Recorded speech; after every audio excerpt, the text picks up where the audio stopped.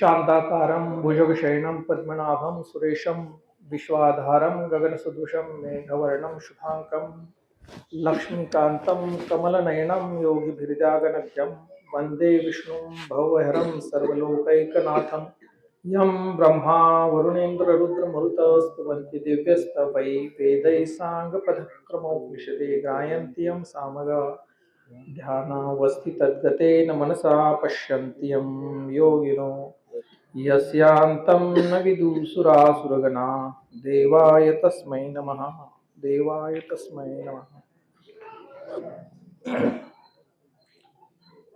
आजच्या या शिंदेवाडी ग्रामस्थांच्या वतीनं जो परिणाम सप्ताह आयोजित केला आहे त्या ठिकाणी ची पहिली आज प्रवचनाची सेवा आम्हाला दिलेली आहे। खरं म्हणजे शिंदेवाडी ग्रामस्थांचं माझ्या फारच प्रेम आहे, कारण मी या गावच्या जी दिंडी असते आषाढी वारीची त्याच्यामध्ये मी 2012 पासून येतोय। 2, 3, 4 मी चालतो, पण एक वेगळं बॉन्ड एक अटॅचमेंट तयार झालेली आहे आणि बऱ्याच दिवसापासून कागदला मी प्रवचन केल्यानंतर त्यांचा आग्रह होता। आपले पांडुरंग बुवांनी मला सांगितलं की तुम्ही यायला पाहिजे। मी त्याला हो म्हटलं, पण गेल्या 8-10 दिवसानंतर पासून माझा थोडा खराब आहे, आवाज कमी झाला होता माझा। मी त्यांना बोललो होतो, नाही गुळण्या करा पण तुम्ही यायला लागताय। शेवटी हे आपण काय करत नसतो, परमेश्वराच्या आणि माऊलींच्या आदेशाप्रमाणे हे सगळं घडत असतं। मी हो म्हणून सांगितलं, त्यांनी सांगितल्याप्रमाणे उपचार केले आणि आता आवाज मला वाटतं आपल्याकडे पोहोचणारा बरा आहे थोडाफार, तरी सुद्धा एक माऊलीची सेवा आहे। आज आपण बऱ्याच वर्षापासून या ठिकाणी हरिनाम सप्ताह घेता आणि सेवा करत असता।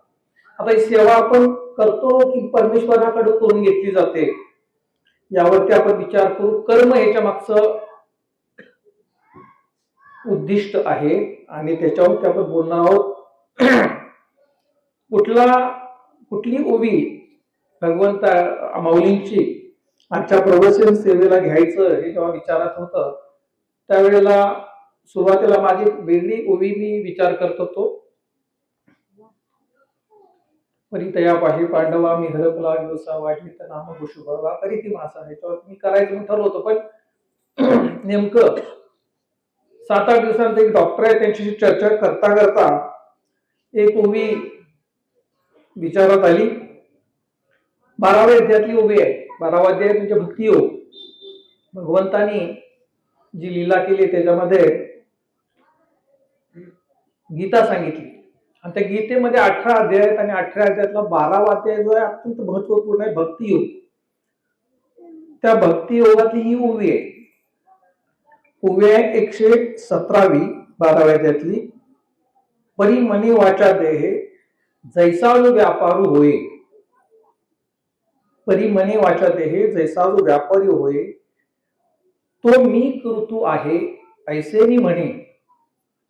अत्यंत महत्वाचं तत्वज्ञान माऊलींनी या ओवीत सांगितलंय।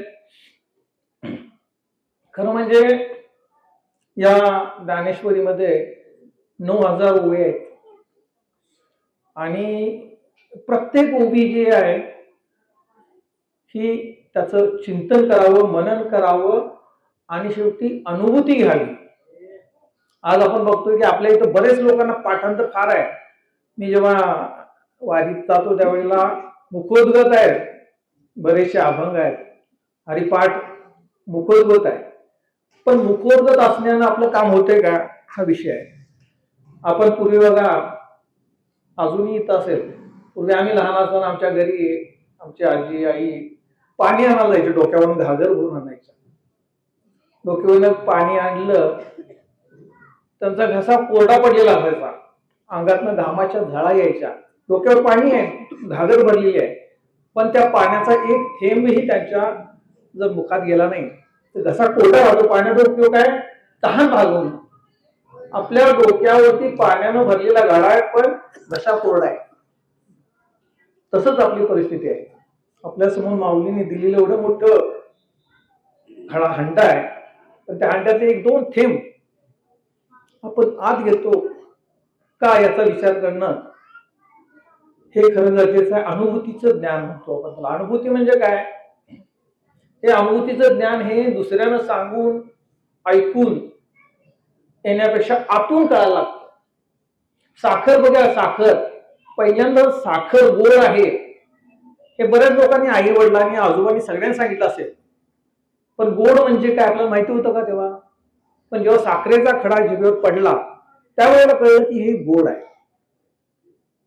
ही झाली अनुभूती. किंवा लहान बाळ असते बघा, ते छोटस बाळ असं पळत जात असं दिव्याकडं, आपण त्याला म्हणतो हाय हाय, धरू नको हाय, पण ते थांबतं का? पण डोळा चुकून जातं. पण जेव्हा ते त्या ज्योतीला हात लागतो त्याचा आणि त्यावेळेस झटका बसतो, चटका बसतो, त्यावेळेस त्याला कळतं की हाय. परत कधी लावा जाता का? ते आयुष्यभर मरेपर्यंत कधी त्या आगीच्या नादाला लागत नाही. तसं आहे, एकदा हे ज्ञान झालं, याची अनुभूती झाली की मग आपण परे जाऊ. फक्त आपण वाचन करतो, मनन करतो. नवविधा भक्ती सांगितली, 9 प्रकारच्या भक्ती आहेत. त्याच्यामध्ये वाचन आहे, ऐकणं. आज आपण हरिपाठ, हरिनाम सप्ताह असतो, श्रवण भक्तीला आपण सगळे येतो, वेळ काढून येतो आपण. आता इथं माऊली आले, धारा काढायच्या असतील, जेवण करायचं असतील, ते आपलं वेळ काढून इथं येऊन तासभर प्रवचन सेवा असेल, कीर्तन सेवा ऐकतो. ऐकणं ही भक्ती आहे. तसं वाचन ही भक्ती आहे. डोळ्यानं वाचणं भक्ती आहे, कानानं ऐकणं भक्ती आहे, आपण जे बोलतो, परमेश्वराचं नाम घेतो, ती भक्ती आहे. अशा 9 प्रकारच्या भक्ती आहेत. आणि जेव्हा आपण 9 प्रकारचे आत्मनिवेदन, चिंतन ही सुद्धा भक्ती आहे. आता आपण ऐकलं आणि उद्या विसरून गेलो. देवाची द्वारी उभाक्षण हरी तेही मुक्तीच्या साधी गेल्या आपण म्हणतो, पण काय आहे नेमकं? क्षण बरोबर म्हणजे काय? मुक्ती साधायची म्हणजे काय? 4 मुक्ती साधतील म्हणले माऊली. जर तुम्ही एक क्षण जरी गेला, म्हणजे एक पाऊल आपण टाकलं तर 2 पाऊल परमेश्वर आपल्याकडे टाकतो आणि तुम्हाला 4ही मुक्ती मिळतील. आता मोक्ष आणि मुक्ती म्हणजे काय? आपण काय म्हणतो? आम्ही लहान असं म्हणायचं की एकदा मेलो की सुटून जाईल, मुक्ती मिळेल मला, असं मी ऐकलं होतं आणि माझी सुद्धा तीच कल्पना झाली होती. पण माऊलींचं म्हणणं आहे की 4ही मुक्ती ज्या आहेत ना, ह्या तुम्हाला आता याची देही याची डोळा, त्याची अनुभूती घेणं हे गरजेचं आहे. एकदा मेलं की आपलं संपलं सगळं असं नाही, कारण कर्म आपल्याला सोडत नाही. हा जो 12वा अध्याय हा भक्ती योग आहे. या 117वा जो ओवी आहे त्याची 10वा श्लोक आहे.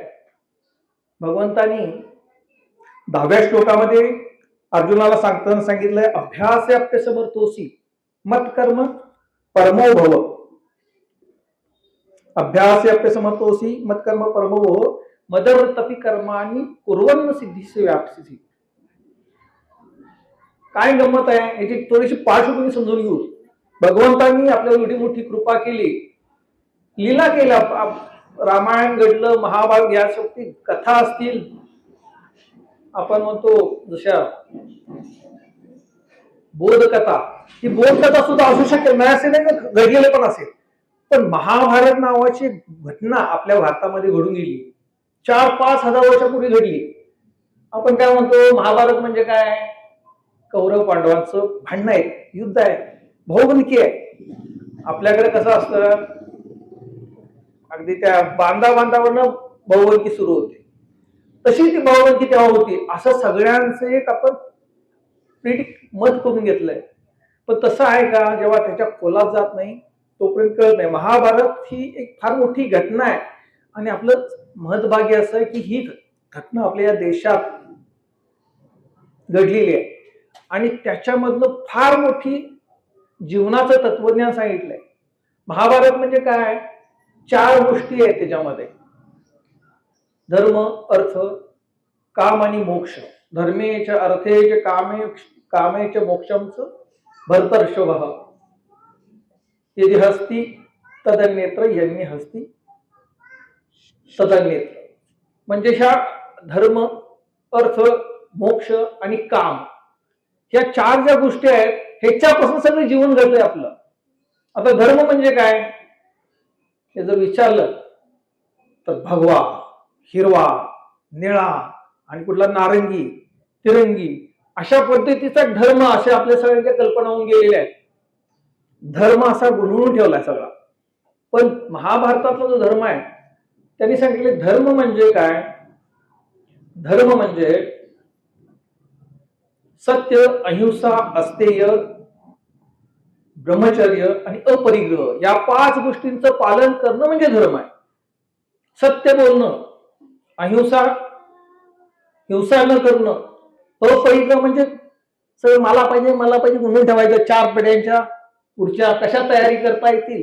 खरं म्हणजे आपलं श्वास घेतल्यापासून श्वास जाईपर्यंत हा जो प्रत्येकाला भगवंतानी एक ठराविक श्वास दिलेले आहे.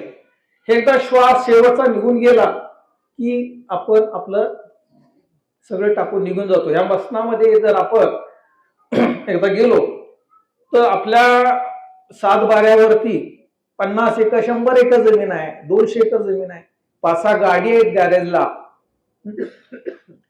आणि गेला तिथं मध्ये जाताना त्याला तसंच माहिती आहे आता येता नंगा जाता नंगा. आणि जरी त्याच्या मसनावरती 7 बाराचे उतारे नेऊन ठेवले जाळले तर म्हणून ती काय प्रॉपर्टी जात नाही, त्याला इथंच ठेवून जायचं आहे. पण शेवट पण वाटत असतं की माझी ही प्रॉपर्टी आहे, माझे हे सगळे आप्त आहेत, माझे असं एक वृत्ती होऊन जाते. ईशावासी उपनिषद म्हणून एक उपनिषद आहे, त्याचे पहिल्याच रुचेमध्ये सांगितलंय. फार मोठं तत्वज्ञान आहे. ह्या आपल्या भारतवर्षामध्ये फार मोठी तत्वज्ञान आहे. एक जरी गोष्ट आपण त्याच्यावरती विचार केला, अनुभूती घेतली तर आपण ह्या सगळ्याच्या परी निघून जाऊ. ईशावासी उपनिषदामध्ये सांगितलंय की ही सगळी जी दुनिया आहे ही दुनिया म्हणजे एक प्रकारचं असा शो चाललाय आणि त्या शो मध्ये आपण एक प्रतिनिधी म्हणून येतोय. जसं पिक्चर मध्ये एखादा रोल केला जातो, एक नट अमिताभ बच्चन एका पिक्चर मध्ये डाकू असतो, चोर असतो, दुसऱ्या पिक्चर मध्ये इन्स्पेक्टर असतो. तसं ईशावास्यमिदं सर्वं जगदिदं यत्किंचित जगत्या जगत तेन त्यक्तेन भुंजितः मा हृदकस्य स्वीकर्म. आपण या पृथ्वीच्या तलावरती जन्म घेतो, जन्माला यायचं, आपला रोल करायचा. पांडुबुवा आपले पंढरंगबुवा आले, त्यांनी आतापर्यंत त्यांना वाटलं कुणी कुठे जन्माला यायचं कुणाच्या हातात आहे का हो, कुणी कधी मरायचं हे कुणाच्या हातात आहे का, सगळं तिथं लिहून पाठवलंय. सगळ्याची स्क्रिप्ट तयार आहे. यायचं करायचं. आज कुत्रे मांजरं म्हशी सगळी जनावरं जगतात, त्यांच्या जगण्यात आणि आपल्या जगण्यात काय फरक आहे हा खरं म्हणजे ही गोष्ट. आणि ही गोष्ट संतांच्या चरित्रातून आपल्याला कळणार आहे. म्हणून अनुभूती घ्यायची संतांची. तर ह्या महाभारतामध्ये या 4 गोष्टी सांगितल्यात. आणि ही जी पात्र आहेत महाभारतातली अनेक पात्र आहेत, पण 30-35 अशी पात्र आहेत की त्या प्रत्येक पात्राचं प्रतिबिंब आपल्या आतमध्ये. दुर्योधन घ्या, दुःशासन घ्या, युधिष्ठिर घ्या, कर्ण घ्या, भीम घ्या, अर्जुन घ्या, हे सगळी जी पात्र आहेत ही पात्र म्हणजे वृत्ती आहे, चित्तवृत्ती, ती आज पण आपल्या शरीरात आहे. जेव्हा आपण एखाद्याची परोपकार करत असतो त्यावेळेला आपल्याला तो युधिष्ठिर नावाचं जे तत्व आहे ते जागृत होत असतं. एखाद्या आता ते बीड मध्ये काही घटना घडल्या, देशमुख खून, त्यातला जो आरोपी होते ज्यांनी खून केला त्यांना दुर्योधन आणि दुःशासनाच्या त्यांच्या वृत्ती तीव्र होत्या म्हणून त्यांच्या हातातून ते घडलं. आणि हे सगळ्या पात्रांच्या मध्ये जर आपण बघायला गेलो त्या पात्रांचं सुद्धा आपल्यासमोर एक दृष्टांत. आता महाभारतातली आदर्श माता, आप सगळे इकडं माता भगिनी बसलेत. आदर्श माता कुंती, कुंतीचं काय जीवन होतं आपण कधी विचार केला काय? कुंती ही अतिशय कष्टातनं आणि अत्यंत दुःखातनं आलेली स्त्री आहे. दिसायला ती साधी म्हणजे सामान्य होती. वडिलांनी त्याला ऋषींना दान केलं, ऋषींची सेवा करायला. ऋषींची सेवा अत्यंत मनोभावी केली तिनं. ऋषींनी तिला आशीर्वाद दिले. आशीर्वाद दिल्यानंतर पुढं जाऊन तिचं लग्न केलं कौरवांच्या कुळामध्ये त्या पांडवांच्या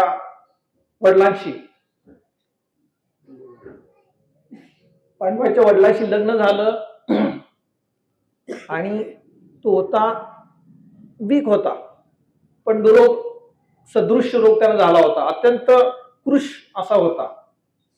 आणि त्याचे मोठे दीर म्हणजे कोण?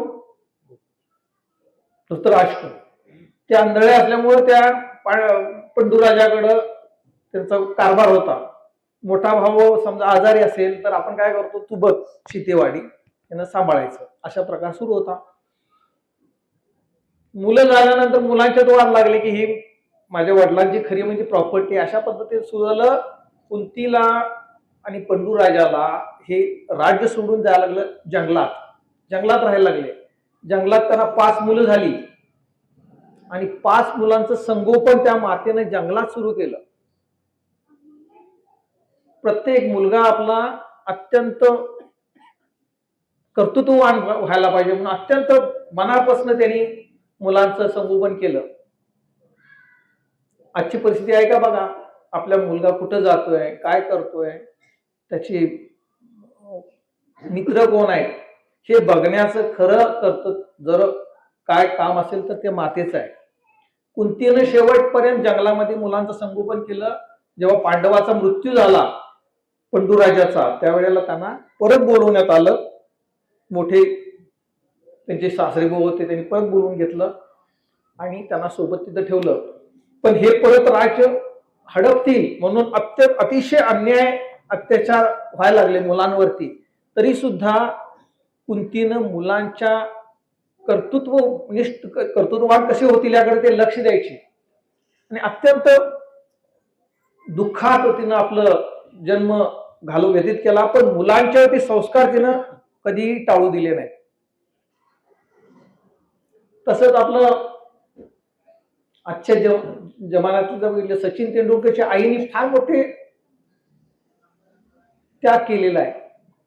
गुकेश नावाचा एक 14 वर्षाचा मुलगा आंतरराष्ट्रीय बुद्धिबळपटू झाला. तिच्या आईनं डॉक्टर होती, डॉक्टरकीचं हे सोडून दिलं व्यवसाय आणि पूर्णपणे त्या मुलाच्या आई आणि वडील दोघंही पूर्णपणे मुलाच्या ते संगोपनाच्या मागे होते आणि मुलगा आंतरराष्ट्रीय दर्जाचा बुद्धिबळपटू झाला. बुमराची आई ही तिचे वडील लवकर वारले, आई मुलाला सांभाळत होती, नोकरी करून सांभाळत होती. मुलगा म्हणत वाटत होती कुठे नोकरी लागावं, कारखान्यात लागावं, काय तरी व्हावं, कुठल्या कंपनीत लाग म्हणून ती मागं लागायची. पण ह्याला खेळायचा नाद, आई खेळू देत नाही म्हणून ती रात्री उठून तो दगड फेकत बसायचा आणि त्याच्यानं नंतर त्या आईच्या लक्षात आलं की याला खेळायची इच्छा आहे, तर तिनं त्याला त्या क्रिकेट सोबत शिकवायला सांगितलं आणि नंतर तो जगातला सर्वात मोठा यॉर्कर बॉलर झाला. तसं कुंतीच आहे. आदर्श गुरु होती कर्णाने आपल्या मुलाला सुद्धा विद्या दिली नाही, ती अर्जुनाला दिली. त्याचं राज्य होतं कौरवांचं. सांगत होते की माझ्या मुलाला तू चांगलं शिकवतो, दुर्योधनाला उत्तम योद्धा बनव, तुला काय वाटेल ते देतो, साम दाम दंड भेद मोठा पगार देतो, नाही केला तर ईडी तुझ्या मागे लावतो, अशा पद्धतीची भीती पण घातली होती तेव्हा. पण त्यांनी नाही म्हटलं की ज्याच्यामध्ये खरोखर जो माझा खरा शिष्य आहे त्या शिष्योत्तमाला म्हणजे अर्जुनाला त्यांनी उत्तम शिष्योत्तम बनवलं. अशा प्रकारची सगळे हे पात्र महाभारतामध्ये आहेत. आणि मग पुढे महाभारतामध्ये काय झालं, कौरव आणि पांडवांचं युद्ध होणार होतं आणि त्या युद्ध प्रसंगाच्या वेळेला श्रीकृष्ण म्हणे मी तुझं सारथ्य करतो, मी लढणार नाही. तरी सुद्धा म्हणे ठीक आहे तू माझ्यासोबत राहा. आणि सारथ्य करता करता जेव्हा दोन्ही युद्धाचा प्रसंग आला, युद्ध आता सुरू होणार, तेवढा अर्जुनानं बघितलं की समोर कोण आहेत, काका आहेत, आपले आजोबा आहेत, आपले गुरुवरी आहेत, सगळे भीष्माचार्य आहेत, द्रोणाचार्य आहेत, कृपाचार्य आहेत, असे सगळे हे असताना आता ह्यांच्याशी लढायचं आणि काय मिळणार, हस्तिनापूरचं राज्य.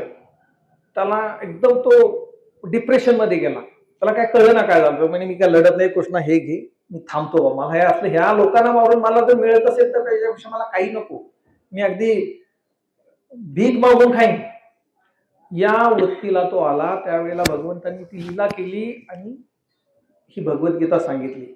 18 अध्यायामध्ये त्या अर्जुनाचं मत परिवर्तन करायला पहिला विषाद योग झाला, नंतर कर्मयोग सांगितला, नंतर कर्म संन्यास योग सांगितला. असं करत करत 12व्या अध्यायामध्ये भक्ती सांगितली.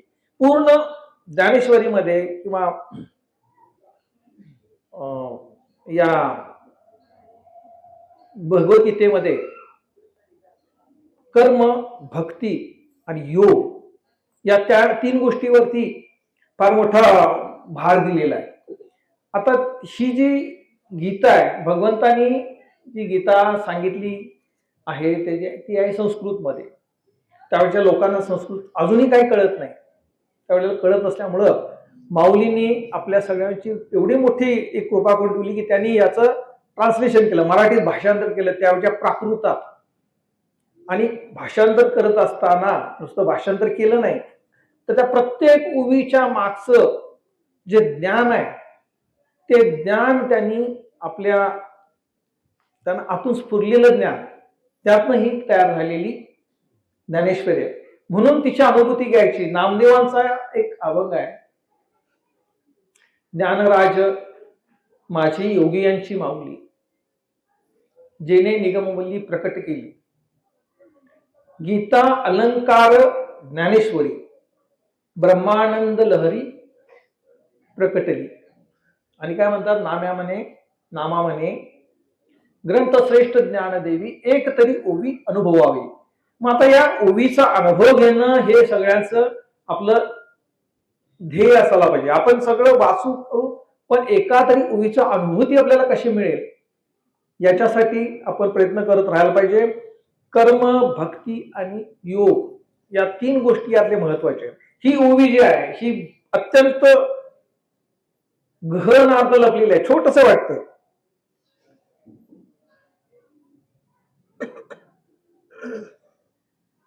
कर्माचं महत्व सांगितलंय. आणि सगळं जर बघायला गेलो, सगळं घडलंय कर्मावरती. पहिला अध्यायामध्ये अर्जुनाचा विषय झाला, दुसऱ्या अध्यायामध्ये सांख्य तत्वज्ञान सांगितलं, आणि मग कर्म योगाचा वरती भर दिला. कर्म हे काय, कर्म सिद्धांत आहे की माणूस जेव्हा जन्माला येतो तो मरेपर्यंत त्याला कर्म सोडत नाही. आपल्याला माहिती आहे की आपण एखादे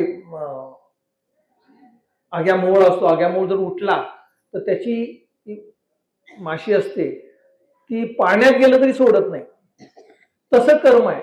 कर्म हे माणसाला त्याच्या मृत्यूपर्यंत काय, त्याचा तो जोपर्यंत त्याचं आपल्या परब्रह्मामध्ये आपण विलीन होत नाही तोपर्यंत कर्म सोडत नाही. कर्मापासून काय होतं, कर्मापासून त्याचं संचित तयार होतं, संचितापासून प्रारब्ध, आणि प्रारब्धापासून परत त्याचं रिझल्ट म्हणून परत आपल्याला जन्म घ्यायला लागतो. आणि मग जन्मानंतर परत कर्म करा, कर्माचं त्याचं फलित तयार होतं, फलिताचं पण परत संचित प्रारब्ध, आणि मग हे असं हे रहाट गाडगं चाललेलं आहे. म्हणून माऊली म्हणतात, उपजे ते नाशे नाशली पुनरपी दिसे, हे घटिका यंत्र तसे परिभ्रमेगा. तसं आपण जन्माला आलो, कर्म करायला आलो, कर्मापासून संचित झालं, संचिताचं प्रारब्ध, मग असं करत राहायचं, काय करायचं याच्यात, असंच आपण करत राहायचं का? मग सांगितलं भगवंतांनी कर्मयोगामध्ये काय करायचं. कर्मण्येवाधिकार असते मा फलेषु कदाचन मा कर्मफल हेतुर्भुवा मा कर्मस्वी कर्म. कर्म करणं तर भाग आहे, कर्म सुटलेलंच नाही. मग सुटायचं कसं यातनं? भगवान म्हणाले, तुझा कुठलंही तू कर्म करत असशील तर तू काय कर, ते सगळं कर्म मला अर्पण कर.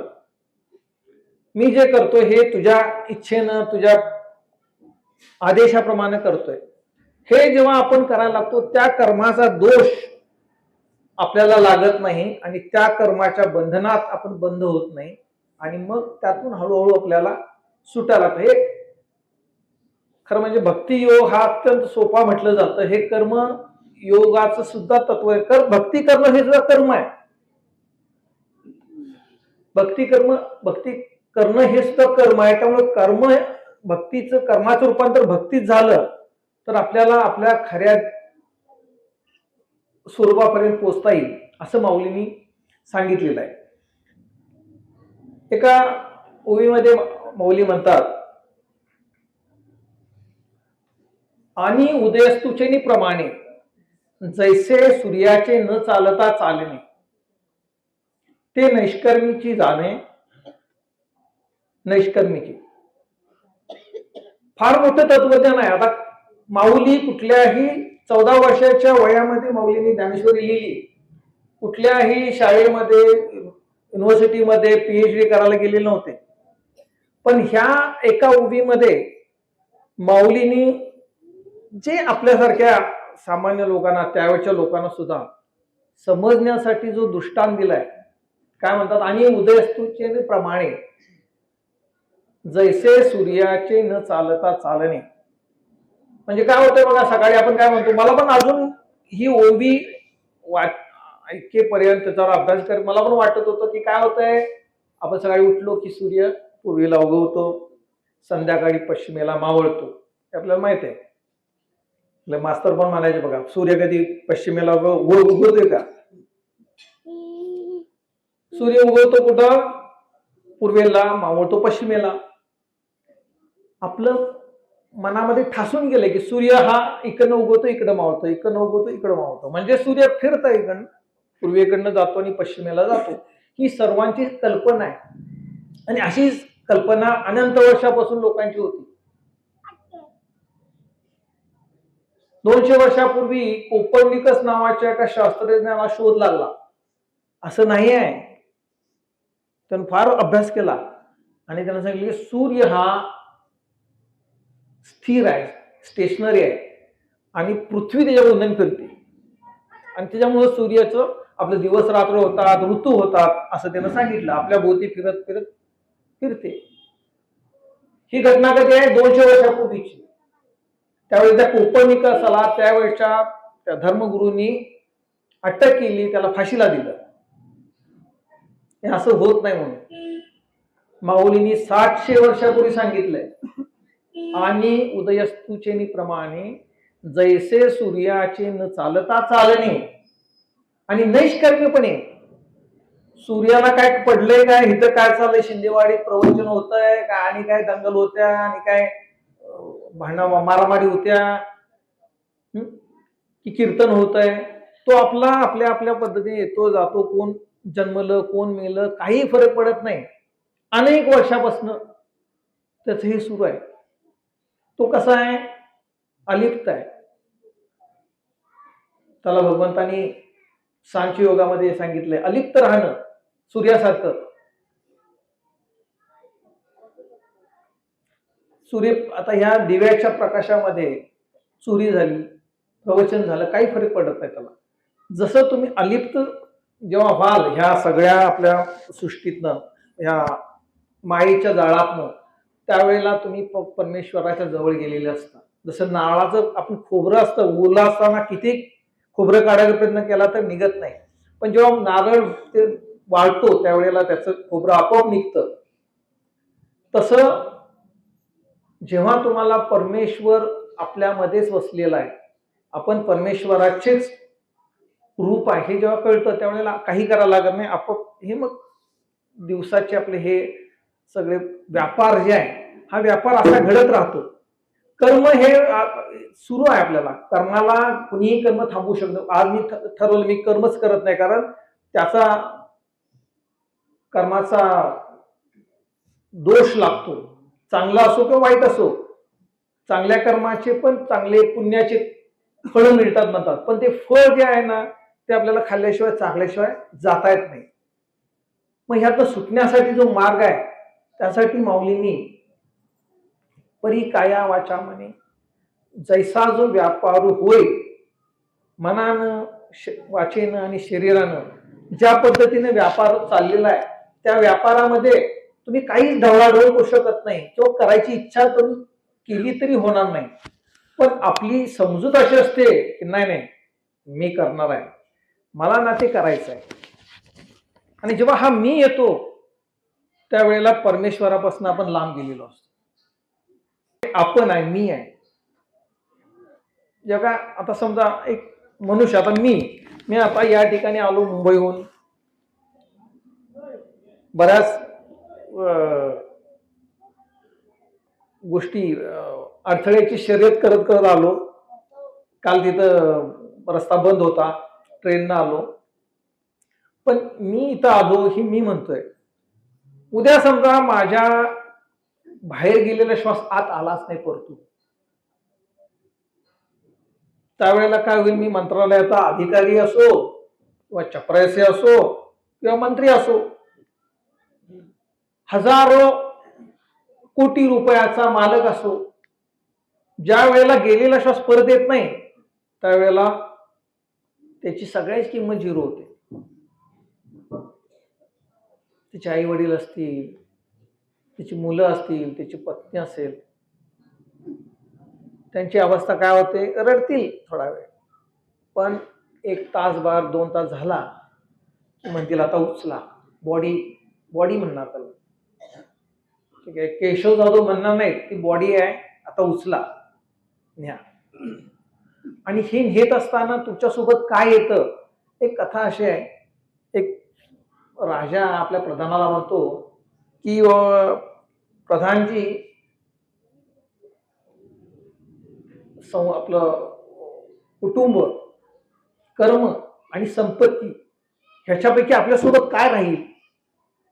मी बरंच काय घ्यायचं ऐकतोय, तुम्हाला काय वाटतंय? तो बराच वेळ विचार केला, म्हणला महाराज मी तुम्हाला याचं उत्तर नंतर देईन.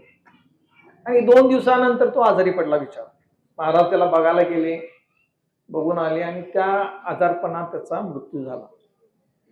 जेव्हा ते बघायला गेले होते त्यावेळेला त्यांनी सांगितलं, महाराज एक काम करा, जेव्हा आता ह्याच्यात मी जगेन असं का वाटत नाही, पण माझी एक इच्छा आहे, जेव्हा मी मृत्यू पावेन त्यावेळेला माझी ही सगळी भरजरी वस्त्र काढून टाका आणि फाटकी वस्त्र माझ्या अंगावर चढवा. तेव्हा राजा आता अशा अवस्थेत काय बोलणार? त्यामुळे ठीक आहे म्हणून सांगितलं. आणि नंतर 1-2 दिवसांनी मृत्यू झाला. राजाने आदेश दिला की त्यांना सगळे फाटकी वस्त्र, फाटकी चप्पल घाला आणि त्यांची प्रेतयात्रा काढा. गेल्यानंतर घरच्या लोकांनी फार विरोध केला. नाही नाही, असं नाही म्हणे, आमचा अपमान होईल याच्यामध्ये, आमचं घराणं केवढं मोठं, प्रधान, त्याच्यामुळं हे होईल. त्यांचं काय जे आहे लिगसी, त्यांची सगळी प्रॉपर्टी आहे त्याची एकदा हे विल्हेवाट करा आणि असंच नेता येईल. त्यावेळेला महाराज राजाला असं कळलं की हा व्यक्ती, ही प्रधानजी गेले, त्यांच्याबरोबर त्यांची संपत्ती जाऊ शकली नाही, कुटुंब म्हणतात की असं, पण कर्म मात्र प्रचंड लोक जमले, अनेकांना मदत केलेली होती, ती लोक आले तिथं. ते कर्म त्यांच्यासोबत चाललेलं आहे. म्हणून कर्म जी अशी गोष्ट आहे ही शेवटपर्यंत तुमच्यासोबत राहते, चांगला असो तो वाईट असो.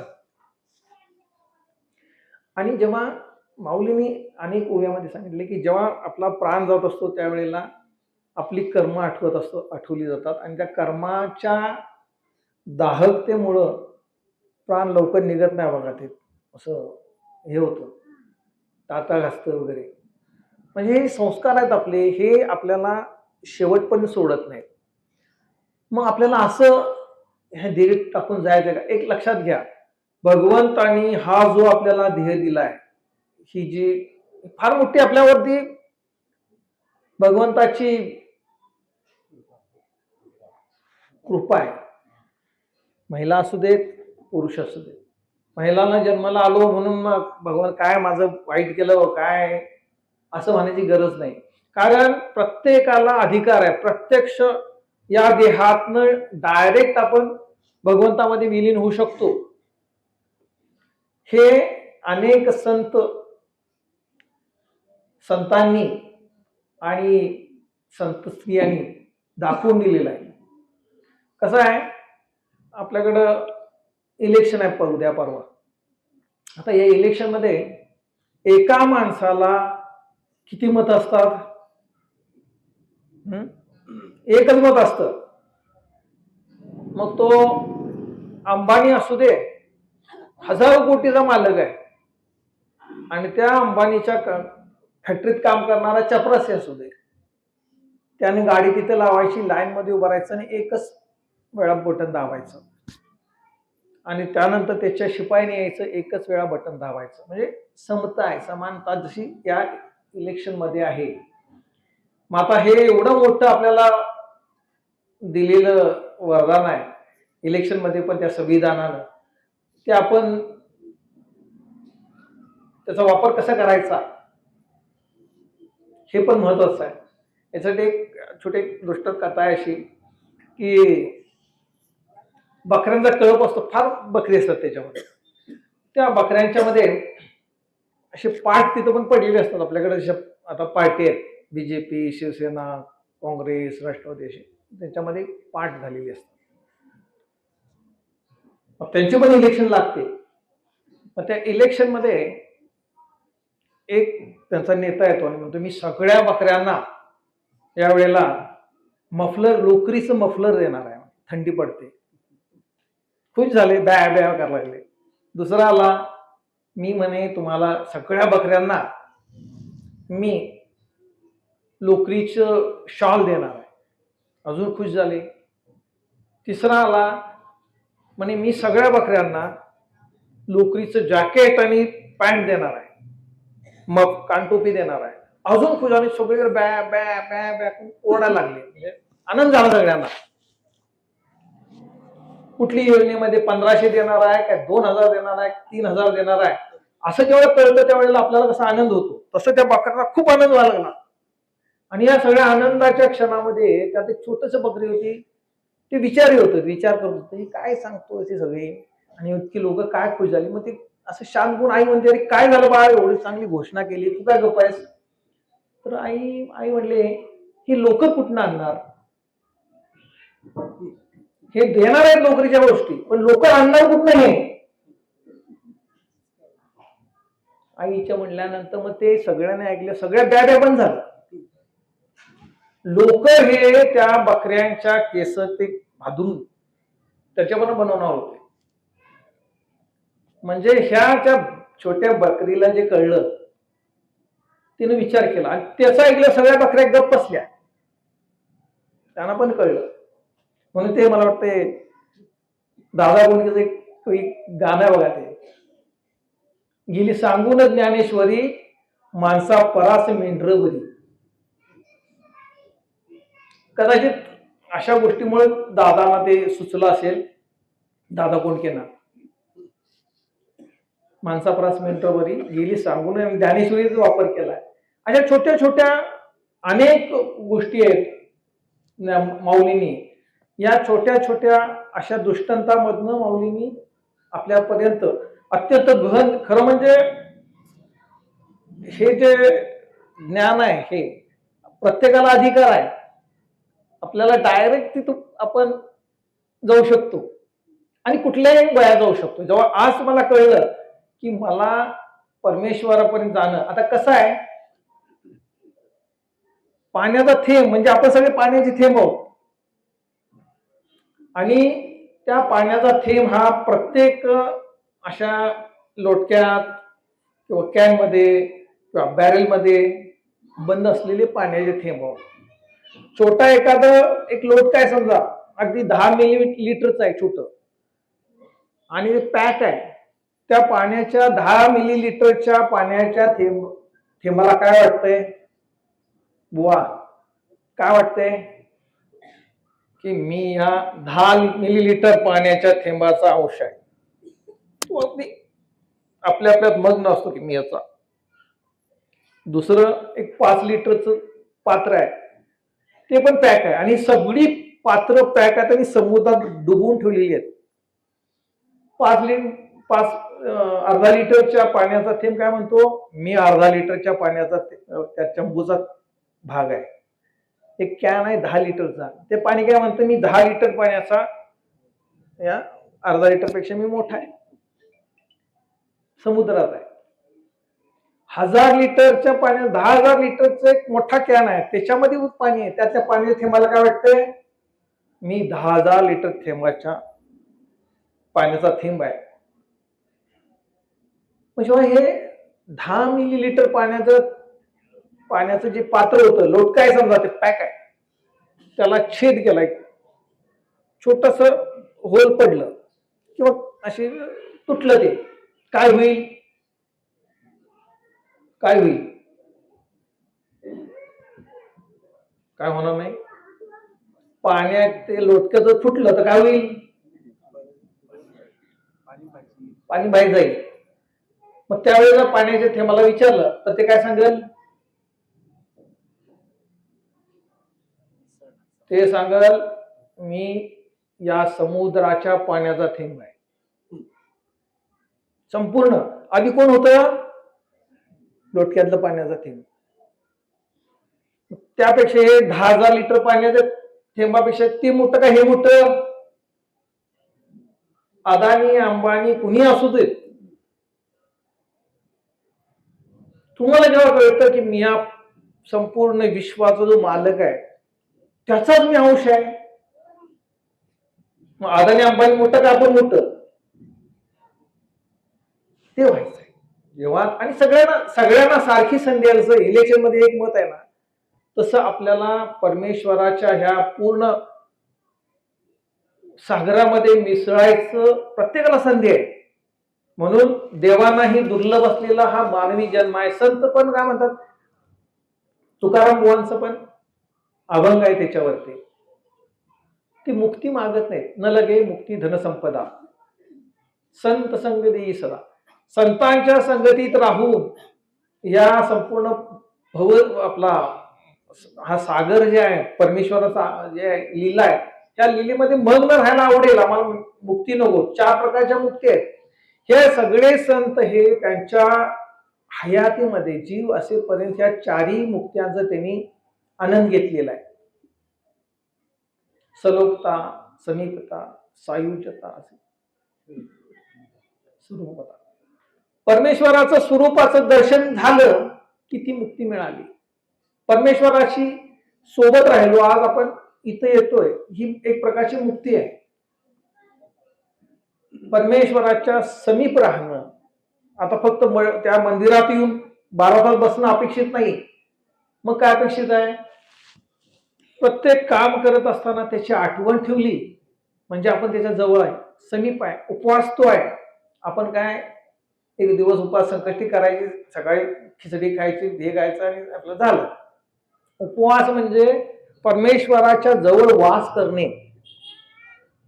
मग काय कुठं रानात गेलं, वैरीला गेलं, शानाला गेलं, धाराला गेलं, जेवायला गेलं, कोण ऑफिसला गेलं, हे करत असताना जेव्हा जेव्हा तुम्ही तिची आठवण ठेवा, अगदी 24 तास जेव्हा आपली जर आठवण राहते, त्यावेळेला कुठल्याही कर्माचा दोष आपल्याला लागत नाही.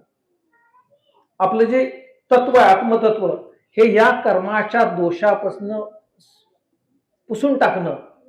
एकदा पुसलं की मग ते आत्मतत्व आपल्यामध्ये मिसळून जातं.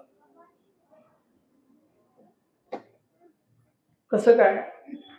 समजा मी परवा आमचं गेट टुगेदर होता 10वीच्या वर्गातल्या मुलांचा, सगळी मुलं आली होती. त्याच्यामध्ये राजू भोसले नावाचा मुलगा होता. आता जवळपास 30-35 वर्ष होऊन गेली होती, मध्ये काही कॉन्टॅक्ट नाही, पण हे आलं. जेव्हा तो भोसले राजू आल्यावर तो आपला आला आणि हे कसं काय केलं, मला मिठी वगैरे मारली. पण माझ्या डोक्यात होतं की नाही, मला त्याची बोलायची इच्छा होत नव्हती. कारण 8वीत असताना आमची भांडणं झाली जोरात, आणि त्यानंतर मी बोलायचं बंद झालो होतो त्याच्यावरती. आज तो समोर आल्याबरोबर, आता काय तो राजू भोसलेच होता, 35 वर्ष मध्ये गेली होती, पण मला काय झालं, मला आता त्याच्या चित्तावरती तो संस्कार कदाचित राहिला नसेल, पण माझ्या चित्तात होता तो संस्कार उफाळला आणि म्हटलं राजा भोसले म्हणे त्यावेळेला आपण भांडणं झाली, मला मारले, मी मारले त्याला 4, पण त्यानंच पहिल्यांदा कळ काढली. आणि आल्याबरोबर मला ते आठवलं. याचा अर्थ काय? या चित्तावरचे संस्कार आहेत आपले. प्रत्येकाच्या चित्तावरती संस्कार झाले, हा असा आहे, तो तसा आहे, तो चांगला आहे, तो वाईट आहे. आणि ह्या एका चित्ताच्या संस्कारापासून आपलं एक मत, एक मन, एक बुद्धी बनत जाते आणि त्याप्रमाणे आपल्याला जागायला लागतं. जसं तुमचं मन बनेल त्याप्रमाणे त्याच्या बुद्धीवरती त्याचा संस्कार अधिकार येतो आणि मग बुद्धीनं मग तो माणूस कुठल्या मार्गाला जायचं. म्हणून आता भगवंताने याच्यात माऊलीने तर सांगितलंय, जो जैसा व्यापार होय, जसं काय चाललंय ते चालू दे, तो मी करतो ऐसे न म्हणे. हे मी करतो असं म्हणत नाही, म्हणायचं नाही. मग सगळं जे चाललंय भगवंताच्या सांगण्याप्रमाणे, सगळं ते टोटल स्क्रिप्ट कशी आहे म्हणतोय. मग आपण काय करायचं? भगवंतानी सांगितलंय तसं होणारच आहे ना. मग आपला काय उपयोग आहे? काय आपण काय करायचं? कर्माचे सिद्धांतामध्ये कर्म केल्यानंतर संचित प्रारब्ध आणि तिसरे ठेवले भगवंतानी क्रियामान. संचित आणि प्रारब्धामुळे आपल्याला माहित आहे आपण कुठे जन्माला जाऊ, आपलं कसं होऊ. ज्ञानेश्वर माऊलींचा जन्म कसा झाला, त्याच्या आईने काय केलं? ज्ञानेश्वर माऊलींच्या मुलांना चांगलं होण्यासाठी त्यांचं बहिष्कृत केलं होतं समाजातनं. ते वाचवण्यासाठी आई वडिलांनी आत्महत्या करायला लागली. या धर्मगुरूंनी सांगितलं की देहदंड घेतला तर आम्ही मुलांना तुमच्या या प्रवाहात घेऊ. एवढा मोठा त्याग केला आई वडिलांनी. त्या मागाशी राहून गेला संदर्भ. आईनं काय करायला पाहिजे, वडिलांनी मुलांसाठी काय करायला पाहिजे, थोडस इथून आपला वेगळा याच्यावर येऊया. आज आपण आपल्या मुलांना काय शिकवतो, आपल्या मुलांच्याकडनं आपण काय अपेक्षित करतो, याच्यावरती आपण किती विचार करतो हे गरजेचं आहे. मोबाईल मध्ये पिढी वाहत चालली आहे. आमच्या एका मित्राकडे गंमत अशी झाली, एक फॅमिली आहे गोरेगाव मध्ये राहते. तर त्याचा आम्ही गेलो होतो असं, तर तो सांगत होता मित्र की नवरा बायको एकाच बेडवर झोपलेले आहेत, इकडं तोंड करून इकडं तोंड करून, दोघेही मोबाईलवर आहेत. मुलगा टीव्हीवरती गेम खेळत बसलाय, त्यानं पण मोबाईल लावलाय आणि तो इथं गेम खेळता खेळता मोबाईल हँडल करतोय. मुलगी आपल्या रूम मध्ये, ती पण लॅपटॉप मध्ये, ती पण मोबाईलवरती. ही 4 सीन आहेत. पण गंमत अशी आहे की चौघजण एकमेकाशी बोलतायत, चौघही एकमेकाशी बोलतायत, पण हे मोबाईलच्या माध्यमातून चॅटिंग करत. म्हणजे इतका संवाद आपला आता संपत चाललाय मुलांशी, आई वडिलांशी, भाऊ बहिणांशी, मित्रांशी. हा संवाद जर झाला नाही तर त्या मुलांच्या प्रगतीचं काय होईल हे आपणच ठरवायला पाहिजे. आणि म्हणून प्रत्येकानं आपलं काय कर्तव्य आहे, कर्म आहे. कर्म हे परमेश्वराच्या याच्याप्रमाणे होतं, ठीक आहे, पण क्रियामान म्हणजे आपण काय करायचं हे ठरवलं पाहिजे. मग हे ठरवत असताना मन जे आहे, मन आणि बुद्धी, सांख्य योगामध्ये जे तत्वज्ञान सांगितलं ते मन आणि बुद्धीशी निगडीत आहे.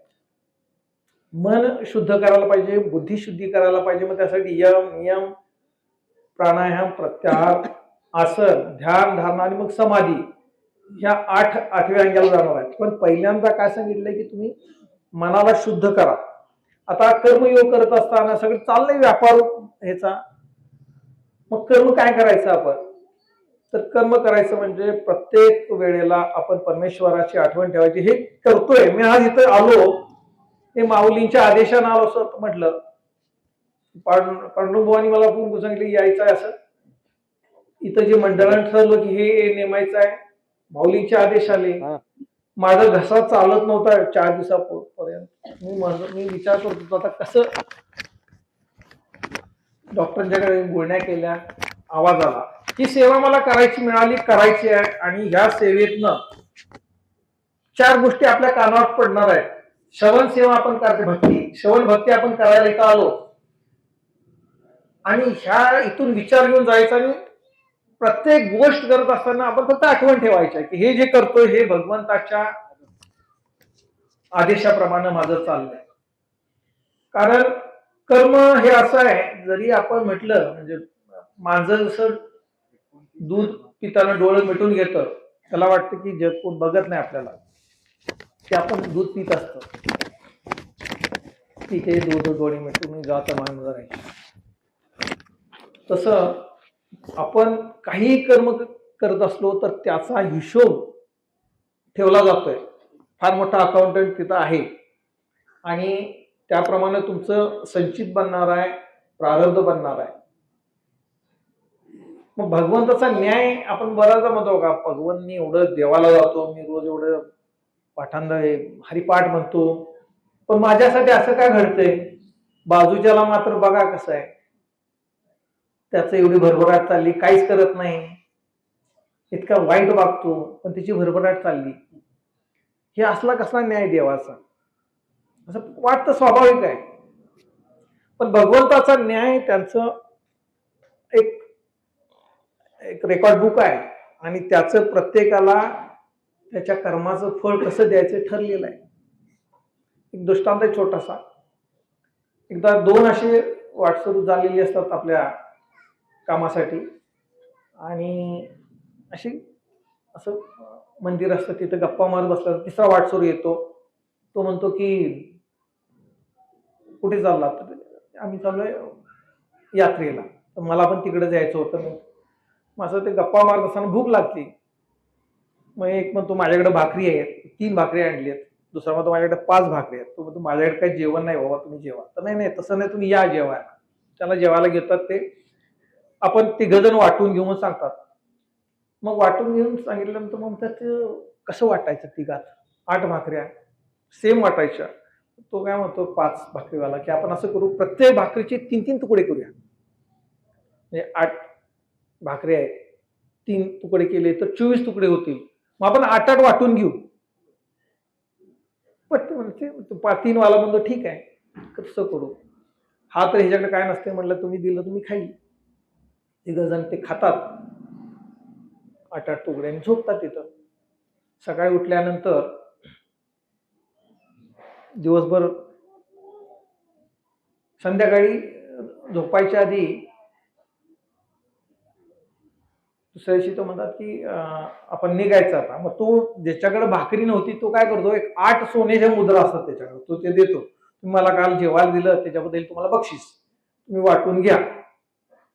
तुम्ही 4 घ्या, तुम्ही 4 घ्या. म्हणजे आता कशाला वगैरे म्हणतात, मग ठेवून घेतात. तो निघून गेल्यानंतर तो म्हणतो असं कर, 5 वाला असतो ना, तो 3 वाला असतो. तो म्हणतो तुझ्याकडे 5 भाकऱ्या होत्या, तू 5 घे. माझ्याकडे 3 होत्या, मी 3च घेतो.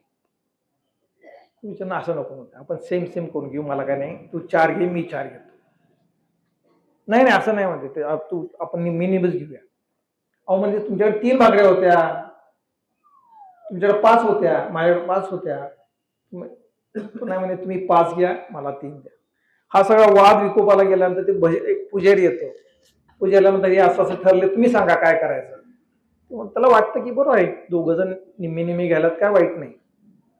किंवा ज्याच्याकडे 5 भाकऱ्या होत्या त्याला 5 घ्या म्हणते, ते पण बरोबर आहे. तो कन्फ्युजन मग ठीक आहे, म्हणतो माझ्याकडे द्या दोन्ही. तो जातो आणि मंदिरामध्ये पांडुरंगाच्या समोर म्हटलं आता हे कसं न्याय सोडवायचा, आणि तिथंच त्याला डोलकी लागते, झोपतोय. तर भगवंत तिथे येतात आणि म्हणतात की असं कर, ज्याच्याकडे 5 भाकऱ्या होत्या त्याला 7 मोहरा दे, ज्याच्याकडे 3 भाकऱ्या होत्या त्याला 1च दे.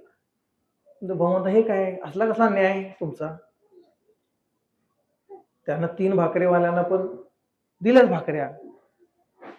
भगवंत म्हणतात हे बघ, ज्याच्याकडे 3 भाकऱ्या होत्या तुम्ही 3-3 तुकडे केले, 3 भाकरीचे 9 तुकडे झाले. त्या 9 तुकड्यापैकी 8 तुकडे त्यानं स्वतःच खाल्ल्या. 1 पोर भाकरी ती होती, ती त्यानं दिली. 5 वाल्यानं काय केलं, 5 पैकी 15 झाले त्याचे, त्यापैकी 1च दिले त्यानं, आणि 7 दिल्या त्यानं, आणि 8च खाल्ली, मी 7 वाटल्या त्यानं 7 वाटलेल्या आहेत. त्याचा त्याग 7 त्या तुकड्यांचा आहे आणि याचा त्याग 1 तुकड्याचा आहे. त्यामुळं हा योग्य आहे. त्यानं तसं जाऊन ते दिलं, दोघांनाही ते मान्य झालं, निघून गेले. भगवंताचा न्याय जो आहे तो वेगळा आहे. आपण जसं समजतो तसं नाही. आपल्याला वाटतं सहज की मी हे केलं ना, मला ते मिळालं पाहिजे. इथं आपली गडबड होते. मला जे सांगितलंय कर्मयोग सांगताना सांगितलंय भगवंतानी, तू कर्म कर, फल्याची अपेक्षा ठेवू नको, हे करायचं आहे. गाडी घ्यायची, ह्याला लावायची, वाळूला लावायची, होत राहील. त्याच्यामुळे माझ्या साधनेवरती फरक पडता कामा नये, हे तत्व भगवंतानी सांगितलं. आणि त्याप्रमाणे मग हे सगळं जसं घडत जाईल तसं घडवत होणार आहे. भगवंतानी आणि माऊलींनी सुद्धा आपलं खरं स्वरूप काय हे शोधण्यासाठी आपल्या सगळ्यांना हे फार मोठा व्याप केलेला आहे. खरं म्हणजे माऊली ह्या ज्ञानयोगी होत्या, पण सांगताना माऊलींनी सगळ्या प्रकारचे योग सांगितले. कर्मयोग सांगितला, भक्ती योगा तरी माऊली अत्यंत उच्च पदाला निघून गेल्या. ज्ञानयोगी असताना नाथांच्या पंथातले होते. मच्छिंद्रनाथ, गोरक्षनाथ, गहिनीनाथ, निवृत्तीनाथ आणि ज्ञानेश्वर माऊली. आपल्या गुरुपरंपरेमध्ये त्याचं अभंग आहे. पण ज्ञानमार्गी असून सुद्धा माऊली ह्या भक्ती मार्गामध्ये अत्यंत उच्च पदाला गेल्या आणि त्या भक्ती योगामध्ये त्यांनी अत्यंत छोट्या छोट्या गोष्टीतनं हे आपल्याला सगळं ज्ञान सांगितलंय. त्याच्यामध्ये कर्माचं कसं महत्व आहे, भगवंत माऊलीने सांगितलं हे सगळं चाललंय, ह्याच्याकडे तू कसं बघ की हे सगळा हा जो व्यापार चालू आहे कर्माचा, हे फक्त आणि फक्त परमेश्वराच्या इच्छेनं त्याच्या आदेशानं चालू आहे. पान भगवंताच्या आदेशाशिवाय पान सुद्धा हलत नाही झाडाचं. मग ह्याच्या मागचं तत्व शोधायचं आहे. आपल्याला कसं करणार आहे की हे सगळं भगवंत त्याच्यात सांगितलंय म्हणून आपण मानायचं का? तर तुम्ही तुमच्या हातात जे क्रियामान आहे, क्रियामानाच्या माध्यमातून सगळ्या प्रत्येक गोष्ट आपण जेव्हा करत असतो ती भगवंताच्या इच्छेनं चालू आहे, भगवंताच्या आदेशानं चालू आहे, हे जेव्हा कळतं त्यावेळेला खऱ्या अर्थानं कळायला लागतं की आपल्या आतमध्ये जे तत्व आहे ते आणि ते एकच आहे.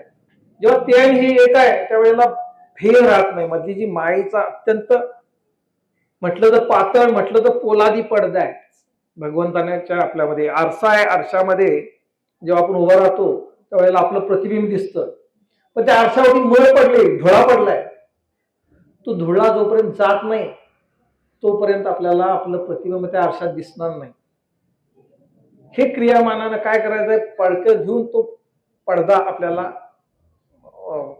मळ घालवायची आहे आरशावर. एकदा ती मळ गेली की आपल्याला कळतं का रे प्रत्यक्ष परमेश्वर आणि मी एकच आहे. ही जी हा जो ध्येय आहे हे प्रत्येकाला साध्य करण्याची भगवंतानी संधी दिलेली आहे. फक्त आपण कधी साध्य करायची आणि कशा प्रकारे साध्य करायची, व्यापार तरी सुरू आहे आपला. मग आपलं तत्व आपल्याला माहीत नसल्यामुळं हा सगळा गोंधळ आहे. ह्याच्यामध्ये एक छोटासा दृष्टांत आहे ते देतो आणि आपल्याला थांबूया. आपलं खरं स्वरूप काय ह्याची आपल्याला माहिती नसल्यामुळं आपण हा सगळा व्यापार सुरू आहे. आता आपलं खरं स्वरूप काय ह्याच्यासाठी कथा आहे छोटीशी. फार पूर्वीची गोष्ट आहे. त्यावेळेला आरसा म्हणजे काय कोणाला माहित नव्हतं, आरसा ही कन्सेप्ट नव्हती. मग एका त्या गावातल्या मोठ्या वाडा होता, त्या वाड्यामध्ये रंगाचं काम द्यायचं होतं. तर त्याने एका पेंटरला बोलवून ते कॉन्ट्रॅक्ट दिलं, रंग काढ ह्याच्यामध्ये.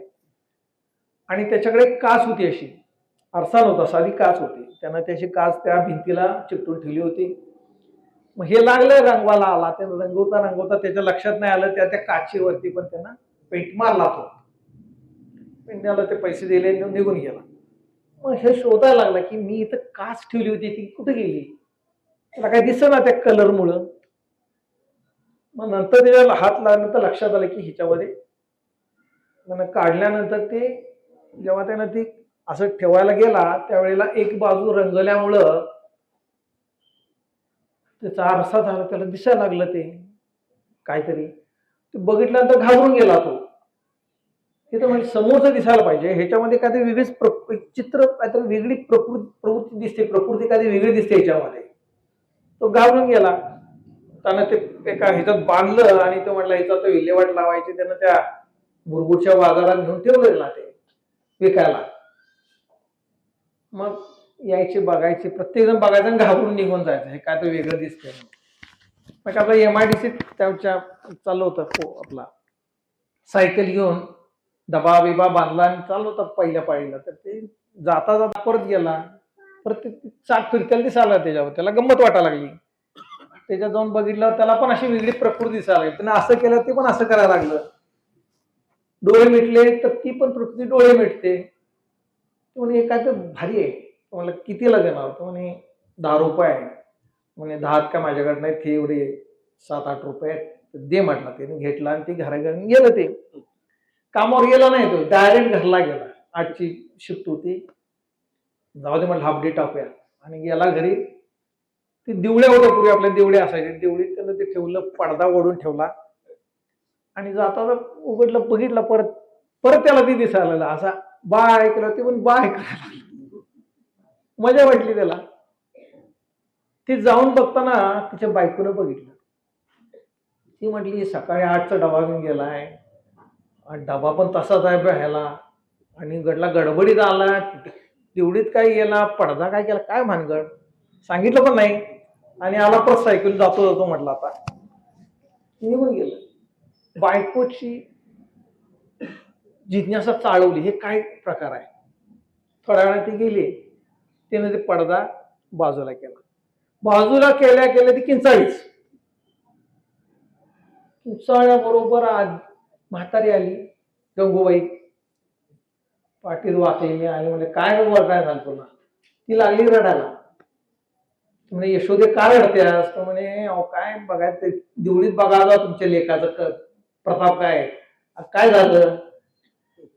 म्हणे तरणी बाण बाय आणून ठेवल्या, माझ्यासारखं दागिना आहे, माझ्यासारखाच कुक्क लावलाय आणि लग्नाची कुठली आहे म्हणे, आणि तिला आणून ठेवल्या. म्हणले माझं पोरग असं एवढं नाही म्हणे, फार चांगलं सज्जन आहे, त्याच्यात असं नाही आहे. म्हातारी गेली बघायला. मग खरी म्हणते का सुनबाई? म्हातारीने उघडल्यावर ती ओरडा लागली. ती म्हटली ह्याला काय कळते का नाही, म्हटली अवदस आणून ठेवल्या म्हटली, आणि आणल्या आणि म्हातारी आणून ठेवल्या, केस पिले हे झाल्यात म्हटली, सगळी मोठा कुक्कू लावलाय आणि म्हातारी आहे बाई. ती पण लागली रडायला. एक मग दोघी जण गळ्यात पडून राहायला लागल्या, पोरग बिघडलं म्हणून ठरलं त्यांचा. तेवढंच म्हातारा आल्याबरोबर ते लगेच त्यांनी सावरले आणि ते आपले जाऊन आपल्या आपल्या कामात लागले. पण हे लक्षात आलं म्हाताऱ्याच्या काय ते गडबड आहे. तो आला, त्यानं कानुसा घेतला फक्त. तेवढ्यात म्हातारी हळूच जाऊन तिनं ते परत पाठ येऊन बघितली, असं खरंच आहे का, अजून दिसतंय का. तर म्हातारीच्या परत डोळे मिटून ती निघून गेली. म्हातारीच्या लक्षात आलं बाई म्हातारी काहीतरी गडबड आहे, गंगीचं काहीतरी गडबड आहे. चेहऱ्यावर लक्षात आलं काय ते प्रकार आहे. त्यानं ते टॉवेल बिलो काढून ठेवला, टोपी काढली आणि त्यानं परत ते पडदा ढकलल्याबरोबर तो एवढा संतापला. म्हटलं म्हातारी ह्या वयात असले धंदे, आणि संतापला, घरातनं निघून गेला. तर म्हणे मी एक क्षण पण ह्या घरात थांबणार नाही म्हटलं. आता मी गेलो सोडून. ते पण निघून गेलं.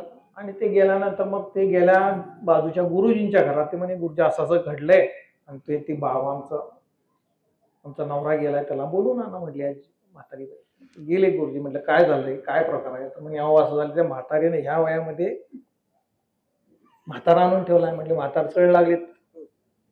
म्हातारे गुरुजीला काय कळलं नाही काय प्रकार आहे. ते म्हणे काय झालं दाखवा चला मला. गुरुजी त्या गेले, त्यांनी ती देवळी उघडली. त्यांना पण विचित्र वाटायला लागलं, कोणतरी काळा कोट घातलेला, काळा टोपी घातलेलं काहीतरी दिसते प्रकार. ते पण गडबडून गेले. पण गुरुजी शहाणे होते. त्यांनी काय केलं, टोपी काढली परत ठेवली. परत ते तसं केलं, त्यानं पण टोपी काढली परत ठेवली. मग तिने सुनबाईला बोलवलं. सुनबाईकडे. त्या दोघांनी असं एकत्र म्हणले तुला कोण कोण दिसतंय विचार. म्हणे गुरुजी तुम्ही दिसताय सा, आणि ती सटवी दिसते म्हटली.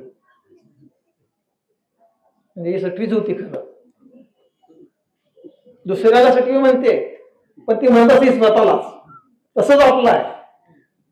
आपण प्रत्येकाला नाव देत होतो, पण प्रत्यक्षात आपणच असतो. म्हातारीला बोलवलं. तुला कोण कोण दिसतंय? म्हणजे गुरुजी तुम्ही दिसतायसा, सुनबाई दिसत्या आणि ती अवदसा दिसत्या. गुरुजी म्हटले अगं तुम्ही ते पलीकडच्या गल्लीला अवदसा म्हणत होता की परवा. तर होय म्हणे ती अवदसाच आहे, तशीच दिसते. म्हाताऱ्याला बोलवलं. म्हातारा म्हटला गुरुजी तुम्ही यायचा, सुनबाई आहे आणि ही नालायक आमची गंगी पण दिसते. अजूनही कोणतरी ते नालायक माणूस आहे म्हणते. मग गुरुजींच्या सगळं लक्षात आलं. गुरुजींनी सांगितलं की तू जी सटवी म्हणतेस ती सटवी नाही, ती तूच आहेस. तू ज्या अवदसा म्हणतेस त्या अवदसा नाही, ती तूच आहेस. आणि याला सांगितले बाबा तू त्याला नालायक म्हणत होतास, तू नालायक नाही, तूच आहेस. तसं झालंय. प्रत्येकाला आपल्याला आपलं खरं स्वरूप काय माहित नाही, आपल्यामध्येच परमेश्वर आहे हे माहित नाही, आणि म्हणून आपण हे सगळ्या गोष्टी चाललेत. ज्या वेळेला आपण त्या आरशासमोर जाऊ आणि हे मीच आहे आणि हेच माझं प्रतिबिंब आहे हे जेव्हा कळेल त्यावेळेला आपण राहणार नाही, आपण त्या परब्रह्माचा परमेश्वराच्या संपूर्ण त्या लोटक्याचं एकदा फुटलं, एक छिद्र पडलं की ते काय म्हणतं की मी या संपूर्ण समुद्राचा अंश आहे. तसं जेव्हा मीपणा माझ्यातला निघून जाईल, माझ्यातलं मी संपून जाईल, त्यावेळेस मी आणि तो एकच आहे, अद्वैत.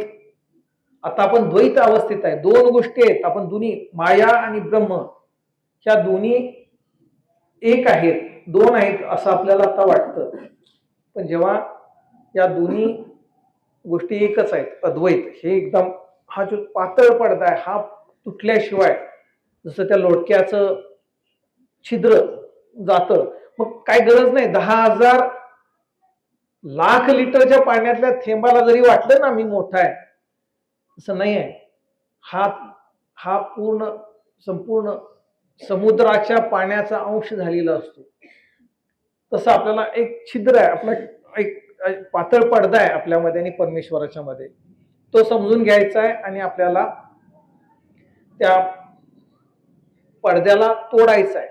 आणि ती संधी भगवंतानी प्रत्येकाला दिलेली आहे. प्रत्येकाला हा पडदा, हा जो पोलादी भूतचं कुंपण आहे ते तोडण्याचा अधिकार सगळ्यांना सारखा दिलाय.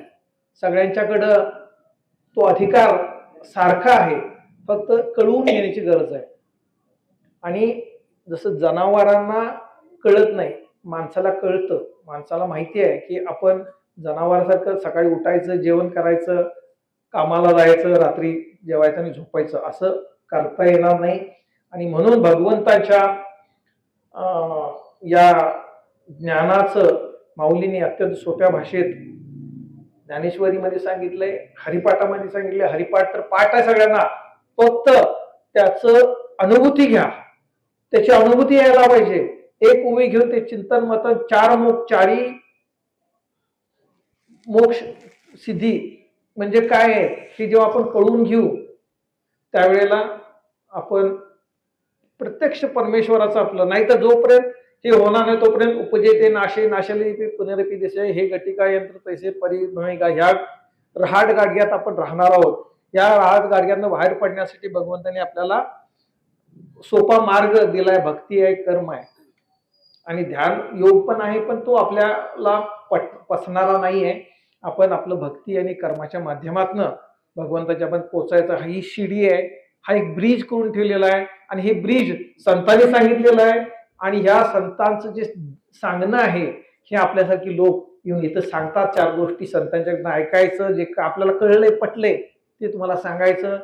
ह्यातलं किती ऐकायचं, किती आत घ्यायचं, नाही तर मग इथं बसून म्हणजे उपवास किंवा भगवंताची बरोबर तादात्म्य पावणं, वास पावणं म्हणजे काय, इथं यायचं, बसायचं आणि चित्त मात्र आज म्हशीनं अर्धा लिटर दूध कमी दिलं, का दिलं ते, किंवा तो आज महाबू असं काय बोलला, त्याला बघून घेतो. इथं सगळं चित्त असतं, त्यानं साधणार नाही. मग हे जाऊन कर्मठपणा झाला. इथं यायचं. आता आम्ही वारीला जातो ना, नाही त्यावेळेला एक फार चांगलं एक त्याच्यामध्ये झालंय की भगवंताचं नाम गोडी करत करत भजन करत जाऊ, भजन करत जाऊ, गात जाऊ, एक असं भजन आहे. तर नाना म्हणायचा खात जाऊ खात जाऊ. म्हणजे आता यायचं वारीला म्हणजे कशासाठी यायचं हे प्रत्येकाचं ठरलंय. 2:30-3ला उठून ते जातात, चालायला जाणारे वेगळा ग्रुप असतो. ही फार म्हणजे मॅनेजमेंटचं फार मोठी हे आहे, ते बघायला गेलो होतो मी. एक ग्रुप जातो, अर्ध्या तासात तंबू उभा करतात, ते सगळे साफसफाई करून तासाभरात. काही माऊली जाऊन ते जेवणाच्या याला लागतात, भांडी धुवून ते सगळं करायचं असतं. आणि हे करत असताना मग करायचं हे काय, एक पिकनिक म्हणून जायचंय का की ह्यातनं काय घ्यायला जायचं आहे हे कळणं गरजेचं आहे. आणि हे जर कळलं नाही तर मग हे रहाट गाड्यात उपजे, ते नाशी नाशली पुनरपी जाते, झोपायचं, उठायचं, परत जेवण करायचं, परत रात्री झोपायचं, आणि असं करत करत एक दिवस मसनात जायचं आहे. तर शेवटचा श्वास मसनात जाईपर्यंत आपल्याला काही अवधी असतो. त्या अवधीमध्ये आपण काय करायला पाहिजे हे संतांनी जे सांगितलंय ते इथे येऊन काही लोक असे सांगत असतात. मी काय हबप आणि आता ते लिहितात, मी काय तसं नाही आहे. सगळेच आपण जो हरीचं पारायण करतो, भक्त करतो, तो हबप असतो. आणि जे काही 4 गोष्टी समजल्या कळल्या ते सांगत असेल. काही सांगताना काही थोडा ट्रॅक वेगळा गेला असेल, काही इरिलिव्हंट असंबंध पद्धतीचं बोलणं पण झालं असेल, होऊ शकतंय. कारण ती माझी तेवढी कुवत आहे, माझी त्या मतीप्रमाणे मी सांगायचा प्रयत्न केलाय. पण सार हे माऊलींचं आहे की त्यांनी सांगितलं की आपल्याला हे कर्म करत असताना, कर्म सुटलेलं नाही, कर्म करायचं आहे. आणि कर्म करत असताना मी करत नाही, परमेश्वर माझ्याकडनं करून घेतो. करता धरता तो आहे आणि त्याच्या आदेशानं, त्याच्या इच्छेनं सगळं चाललंय. तर मी सुद्धा त्याच्या इच्छेनं चाललेलो आहे. मी कधी जन्माला यायचं आणि मी कधी जायचं आपल्या हातात नाही आहे. मी म्हणतो मी आता पुढच्या वर्षी मोठा बंगला बांधणार आहे.